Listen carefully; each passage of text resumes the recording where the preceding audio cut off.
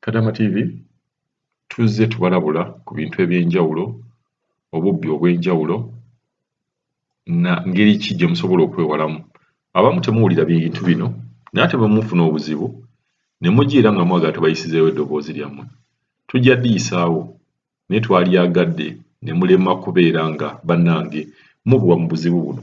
Amagezi gano ge tubawa ga bwereere, togasasulira, tolina ky'osalwa, wuliriza amagezi kuba bye tuba tugamba bibeera bigasagwe. Tuzze tubagamba abantu baffeera temuweereza ssente Uganda. Omuntu ogenda kuweereza ssente Uganda, omuntu akulimbe njagala kugula wano, njagala kola bwenti, njagala kola bwenti, naye ebintu ebyo byakugamba jjukira ye byamulema. Ebintu ebyo byagamba ye byamulema, bwe bibeera byamulema ate ye ayagala bibeere nti no gwe bimukolera. Mugenda kusukuma ssente, ngenda baleetera Ssekadaama ali wano alaajana. Yagenda ku bwa askari n'akola mu security n'afuna obusente bwe abuweereze Uganda bamugulire akayumba nga buweze. Ogenda kulaba ennyumba gye bamugulira nawa wennyini weeri, amazzi kye gakoze ennyumba ye. Omuntu ono akunoonyeza ennyumba, akunoonyeza ekintu, tatwala buvunaanyizibwa bwenkanankana naawe akoze ssente. Omuntu akoze ssente abeera yeegendereza nnyo okusinga omuntu atakoze ssente. Kiringa muntu gwe bamaze gawa ssente bw'oba nkubye kalulu. Omuntu akubye akalulu n'afuna ssente, chansi za ssente ezo muggwako zibeera 95. Lwa nsonga afuna ssente mu kalulu nga teyazeetegekera. Ky'ova olaba ng'omuntu yenna awangudde ssente mu bululu buno bagamba nti oyo yawangulako akalulu ka Jada, oyo yawangulako akalulu ka MTN n'afuna emmotoka, naye ng'omulaba atambuza bigere kuba teyeetegekera, teyaswetinga for this money. Niye omuntu eyeetobedde ssente n'afuna ssente, omuntu oyo abeera nga wa mutawaana nnyo kupulaningira ssente. Ssekadaama asikumye ssente bamugulidde mu ntobazi mu Katoogo, ndowooza mumanyiyo gye baamugulira, ennyumba ye yonna eyingiddemu amazzi, agenda kubannyonnyola. Waliwo neera n'omukyala eyatuweeza voice note, nsuubira n'alizanye ne voice note yo n'embikombayini engeri gye tubeera ne messages nnyingi. Ne bamugamba simanyi tukuweereza ebibokisi, ate ebibokisi teekayo ssente. Nga bwe twabagamba, mujjukire emboozi gye twabagamba engeri gye babbamu abantu. Mujjukire emboozi yaffe gye twabaga nti bwe bati bwe babbamu abantu. Nkulaga nti ne bamugambye nti no tugenda kusukumira bokisi, ne bamuweerezaawo ebifaananyi, ate sooka oweereze $20, ate sooka okole booti. Ebintu bino byonna bya kibbi. Ngenda kuplayingira voice note y'oyo omukyala, then olumala nkweka Ssekadaama oyo gulabawo mu kifaananyi. Ssekadaama ogulabawo mu kifaananyi ye ennyumba gye yaweereza ssente yiiyaawe, ennyumba eyo gy'olaba eyo. N'abeera ng'ali mu buzibu, laba amazzi gonna gamaze okubeera nga gagenda buli wamu. Bannaye mwegendereze, ssente zino muzikola, muzitobera, mwegendereze nga musukuma ssente Uganda. Bino simanyi kapuloti ka gundi akatunda, gundi agize bw'ati ne bw'ati, beeramu n'obugumiikiriza. Tereka ssente zino ku akawunti. Ate nabadde n'ekirowoozo, omuntu osobola okufuna omuntu gwe weesiga, sijja nagamba gwe weesiga kuba abantu era abantu be beesiga era be bababba, kubeera ogenda okuweereza ssente omuntu oba omwesize. Nefuna omuntu alina ku ssente. Omuntu alina ku ssente nga tonava Uganda, mugambe mbadde nsaba ekintu kino. Sigamba nti sikutrustinga, naye mbadde nsaba ekintu kino nti bwe naabanga nkoze ssente nziguddewo akawunti, ozintwalirengayo, njagala munfune bulungi nti nkoze $900 oba nkolera $900, amaze okukuŋŋaanya emyezi gyange 3, buvuddemu obukadde 2,700, oba ajja kutemaatemako bubeere nga butuuka obukadde 2,400.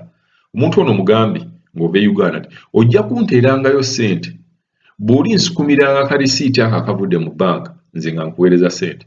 Omulage nti sigamba nti tomwesiga, wabula omugambi nti munnange essente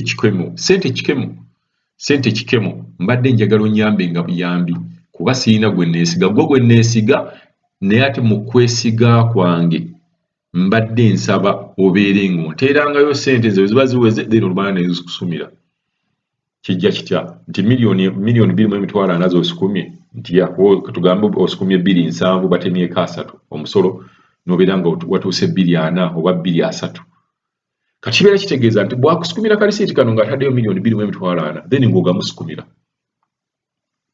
naye ng'amaze ziteekayo kuba omuntu oyinza omuwa ssente aye n'ataziteekayo kiyinza okuba ekizibu n'oli n'agamba asobola kuteerayo ssente nga tondaze naye ati abantu abali ku kyeyo oluusi abantu abali e Uganda eno baba trustinga nti balina ssente wagambira nteekayo ssente nziina batera okututrustinga than ate omuntu ali e Uganda nti akuteereyo naako kakodyo kayinza okubeera nga kakola naye ekintu ekikwatagana ku nnyumba ekintu ekikwatagana ku ploti mbadde mbasaba bannange saagala mukaabe nga Ssekadamu gwe mulabaawo mbadde mbasaba busabi ekintu kyonna ekikwatagana ku ploti nti njagala kugula kayumba mbadde nsaba bw'okomawo wano e Uganda weerabire ennyumba weerabire ploti ogambe nti eno gyengula kuba naawe aŋŋambe nti singa Ssekadamu ono yagyegulira bw'atyo omutima tegwali badde munyiike naye bw'osukuma ssente omuntu n'akugulira ekifo ng'ekyo mukiraba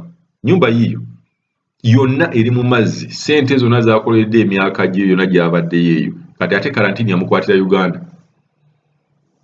ali mu buzibu amazzi gamuyingiridde n'ennyumba yagisengukamu omuntu eyali amanyi nti n'amaze okukola afunye ssente kambayo emboozi ya Ssekadamu ono yiiyo ennyumba olaba agisongako ŋŋenda kubawa abannyonnyole kyajja kitya kyatandika kitya era ani bwe yasukumira ssente yasukuma ssente mmeka ennyumba yagigulawa era ennyumba yagigula mu biseera bya ddi ne Ssekadamu ono ali mu buzibu tumusaasidde nnyo katugende mu maaso ne Ssekadamu ono atunnyonnyole nga bwe kyali nga bulijjo bannaye tufunye omukisa okubeera nga tulinako wano Kadaama Ssekadaama wakuba Kadaama lyankwata nnyo Ssekadaama eyabeera nga ali mu buzibu yasukuma ssente ze babeera nga owantu bamugulira mu mazzi wano Katogo atunoonyeza Kadaama TV nayagala atubuulire obuzibu bw'ayitamu era n'ennyumba ye gye balekosebwa ekalesebwa kakati muno ebuzibu ki buzibu bantu bange babulijjo nga y'omundaba wano nagenda e Dubai nagenda nkuba ekyeyo nga buli mwezi funa $2.2 oli okola mulimu ki nayekola wa security guard wali ku security okay yampeerezanga ssente muganda wange angulire ennyumba awantu wenatuukiranga nemuwa ssente najjangulira wano ennyumba nembagamba nejja nemugamba nti ongulidde nandaga ennyumba mpino wano kati najja ate nenzikomamu mu biseera bya karantini omanyi batwongeza nkyeri kyatambula nalina okuddayo gamba alina okuddayo naye kigamba kati nenkwatira eno naye nga mbagamba bwembeera nga muli wabweru nga mukuba ekyema bali yaddabi e Dubai oba wonna weerezanga omuntu gweweesigira ddala ssente agulira awantu ngenze gamba nawe wali omwesiga ninakola ekintu nga kino nze mbadde nteesa bwe nti lwaki abantu tebasukuma ssente nezibeera ku akawunti ye bwakomawo wano ye najja nayerabira owantu walina okugula kuba kati raba ekifo kye baguliramu wonna wajjudde mazzi kituufu kati ekintu ekyo ngenda kikolako embeera nzizeeyo ngenda kufiirikanga ssente zange ku akawunti zibeere negulire naye kati raba muganda akyangulira ntegeera bannaye ndajanira bonna abakuba ekyeyo bonna mulabire ku nze naye nze nyolwa nnyo mu mutima gwange okulaba nga muganda wange ennyinyi ge tuzaaliwo yangulira wano bwati naye mubeere beegendereza nnyo ku bantu bemuweereza ssente wabula otherwise mbawa n'amagezi osobola okuwebankingira ssente ze ku akawunti nozirinda neziwera nojja newegulya ekintu kyo kyeweerabiddeko bwenyinenyini kati bwe wajja wano wajja nga amazzi gano weegali oba nga tegaliiwo kati gali walina akati wantu wali waliwo ebbaala waliwo emabega waliwo essomero emabega eri waliwo essomero oke tujja kufunayo obudde tugende nga tugenda round kakati amazzi negatandika gatya okubeera nga gajja era gwe wekyewuunyo kyakwa ennyumba yiyo yonna njiraba ku biseera karantini we yatandikira yesebo ali ngenda kuddayo ennyonyi bazisiba karantini netandika naye ng'amazzi gaali gatandise okujja ne gajja natandika okugooba ne gagooba ne gangoba namu nembaawo kati nadda eri waggulu nsule waggulu eyo sitenseni eyo nsule waggulu. Kati opangisa ate empangisa kati omuntu eyali landiroodi yali egulidde ennyumba kati empangisa kayumba kano wakagula sena mekaseo nakagula sewo $2,000,000 2,000,000 naye nga bo baganye nti no webaguziza watuufu nti tewali mazzi bawangulira wano naye sina kyakukola naye ekirala mbadde mbagamba abantu bange bonna babeere begendereza abasindika ssente okuva ebweru egendereze nnyo abagenda obbagulira ebintu naye gwe advice gyobawa kubeera nga bo bajja wano ne beerabira ekintu ekyokubeera nga kigula ennyumba ene bali yabisenge bimekasebo erimu ebisenge 4 kale sebwe ntonotono naye era bisenge 4 kitegeeza bitonotono kibi nnyo naye katugendeko tubeere nga tweyongerayo okulambula katooga eno nga bweri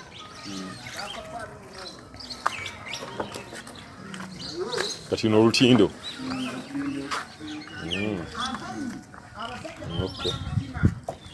kitegeerayo embeera njiraba embeera sinungi nnyo bweti